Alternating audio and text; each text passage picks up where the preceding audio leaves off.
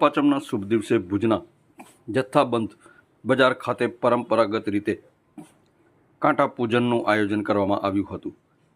દિવાળી પછીના પાંચમના દિવસે આવતી લાભપાચમને વેપારીઓ માટે નવા વર્ષની શરૂઆત તરીકે ગણવામાં આવે છે। આ દિવસે વેપારીઓ પોતાના દુકાન ગોડાઉનમાં ભગવાન ગણેશજી અને માતા લક્ષ્મીજીની પૂજા કરીને વર્ષભર સારો વેપાર અને લાભની કામના કરે છે।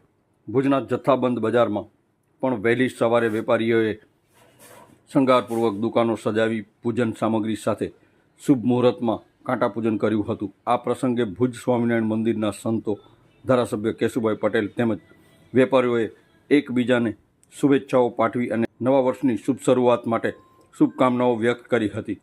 બજારમાં ધાર્મિક વાતાવરણ છવાયું હતું અને પૂજન દરમિયાન મંત્રોચ્ચાર, આરતી તથા પ્રસાદ વિતરણના કાર્યક્રમો યોજાયા હતા। આ અંગે હિતેશ ઠક્કર, પ્રમુખ જથ્થાબંધ બજાર દલાલ એસોસિએશને મીડિયા સમક્ષ માહિતી આપી હતી। નવા વર્ષના સૌ તો તમામ વેપારીઓને અભિનંદન, શુભકામના। વર્ષોની પરંપરા પ્રમાણે જથ્થાબંધ બજાર મધ્યે કાંટા પૂજન, ભુજંગદેવની પૂજા અર્ચના કરવામાં આવી। સૌપ્રથમ જથ્થાબંધ બજારના પૂર્વ પ્રમુખ અરવિંદભાઈ ઠક્કરને યાદ કરી એને શ્રદ્ધાસુમન અર્પણ કરવામાં આવ્યા તથા જથ્થાબંધ બજારના હાલના પ્રમુખ મેહુલભાઈ રમેશભાઈ ઠક્કર એમની અનુપસ્થિતિમાં એમના માર્ગદર્શન હેઠળ આજના કાંટા પૂજનનું મુહૂર્ત કરવામાં આવ્યું। સૌપ્રથમ ભુજંગ દાદાની પૂજન વિધિ, આરતી અર્ચના કરવામાં આવી તથા કાંટા પૂજન કરવામાં આવ્યું। તેમાં સ્વામિનારાયણ મંદિરના સંતશ્રીઓ તથા ભુજ વિભાગના ધારાસભ્ય કેશુભાઈ પટેલના હસ્તે કરવામાં આવ્યું। એક જથ્થાબંધ બજારમાં એક વેપાર કરતા વેપારીઓની વર્ષોથી એક પરંપરા રહી છે।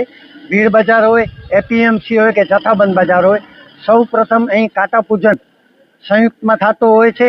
પછી બધા વેપારીઓ પોતપોતાની રીતે દુકાનમાં પોતાનું કાંટા પૂજન કરીને આજનો વેપાર કરતા હોય છે।